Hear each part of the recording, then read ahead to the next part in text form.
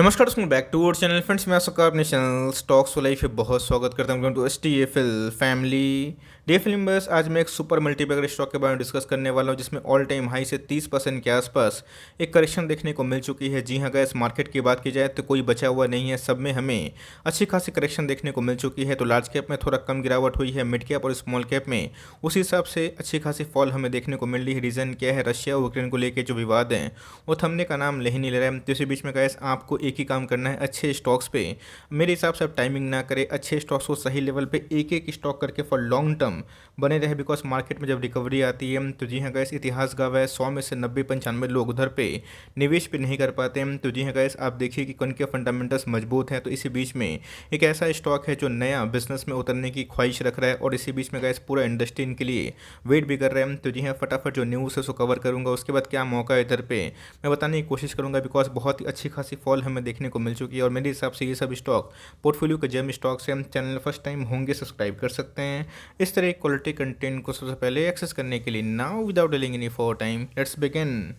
मैं इसके बारे में डिस्कस कर रहा हूँ, उसके लिए कुछ न्यूज़ भी हैं बताऊंगा। बट अगर आप स्टॉक का भाव देखें तो 1943 के आसपास हमें देखने को मिल रही है। आज की बात को छोड़ के कल की बात की जाए तो जी हाँ गैस, हमें 2% के आसपास उछाल देखने को मिल चुका था। हाल फिलहाल में गैस इसने 1800 के आसपास एक बॉटम लगाने की कोशिश की थी। तो क्या बॉटम बन चुका है या फिर नहीं, इसका आंसर तो मुझे नहीं पता। बट मेरे हिसाब से इन सब स्टॉक पर फोकस करें बिकॉज इन सब का जो लॉन्ग टर्म चार्ट पैटर्न है बहुत ही मजबूत है और कभी भी इन सब में गिरावट होती है तो यहाँ पर गैस FIS और DIS अच्छा खासा माल परचेज कर लेते हैं। जनवरी के महीने की बात की जाए तो गैस ऑफ कोर्स बहुत सारे स्टॉक्स में जिसने अच्छे खासे गेन दिए थे, सब में हमें गेन वाइप आउट होते हुए देखने को मिल रहे हैं। तो जी हाँ गैस, 10-20-30 दिन की गिरावट से आप कंक्लूजन मत निकालिए। जिस कंपनी में दम होगा, जिस कंपनी के फंडामेंटल सही होंगे, जिस कंपनी में आने वाले कल में बिजनेस मोड होगा, आप देख लीजिएगा भले वो 3 महीना के बाद हो, 6 महीना के बाद हो, वो रिकवर ज़रूर करते हुए देखने को मिलते हैं। बिकॉज हम लोग कभी स्टॉक को खरीदते हैं तो हम लोग उसका फ्यूचर खरीदते हैं। बिकॉज आने वाले 3-5 साल में प्राइस कहाँ जाने वाला है ये बहुत ही महत्वपूर्ण है। तो जी हाँ गाइस, पूरे 1 साल की बात की जाए अभी तो जनवरी के महीने से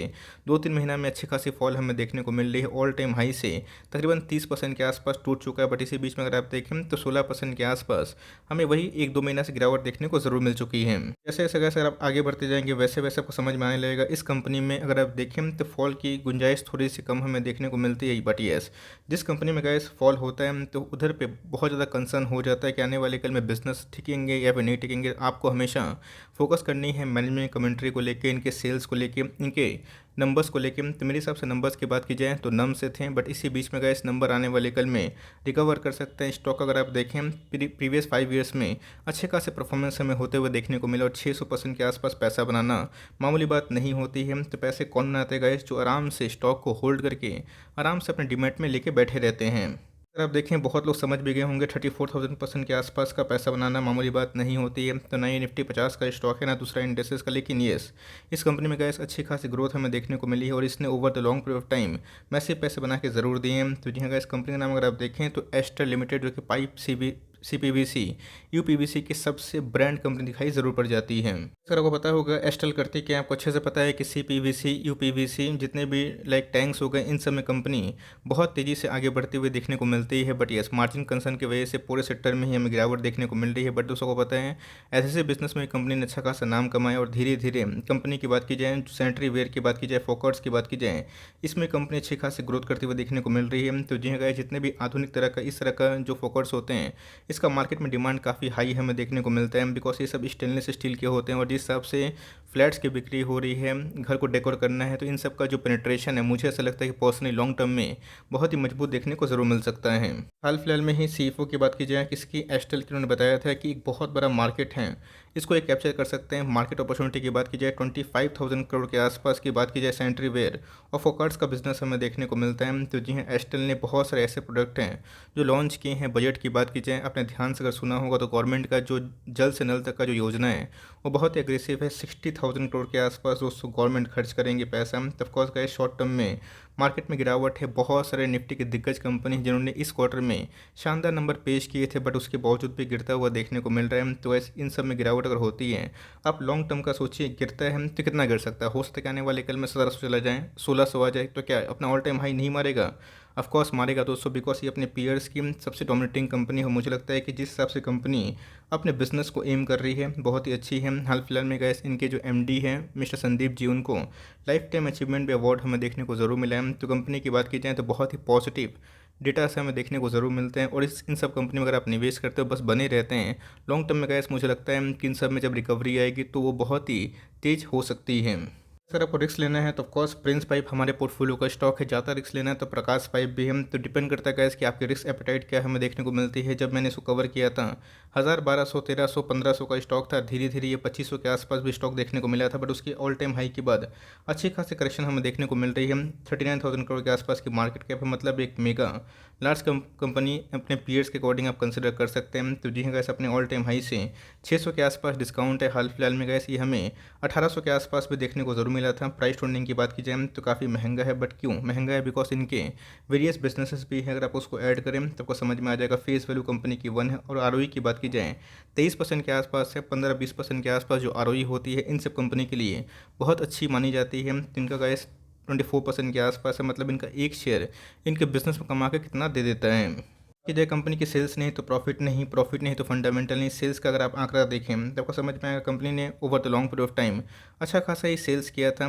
बात की जाए प्रॉफिट की तो जी हाँ गैस, आपने अगर चार्ट पैटर्न में ध्यान से नोटिस किया होगा तो प्रॉफिट की बात की जाए हर साल में कंपनी की जो प्रॉफिट है वो बढ़ते हुए देखने को मिले थे, और यही रीज़न है जहाँ निफ्टी थोड़ा सा कॉन्सोलेशन पीरियड में था 19 और 20 के पहले, तो गैस इसने अच्छे खासे पैसे बना के ज़रूर दिए हैं। तो मेरे हिसाब से गैस इन सब कंपनी में अगर आप निवेश करते हैं ये सब सोच के कि आने वाले कल में प्राइस क्या होगा, तो आपको डर बिल्कुल भी नहीं लगेगा। वरना अगर आप शॉर्ट टर्म के लिए हमेशा सोचेंगे आपको मार्केट में हमेशा निकलने का मौका मिलेगा, लेकिन घुसने का मौका बार बार नहीं मिलेगा।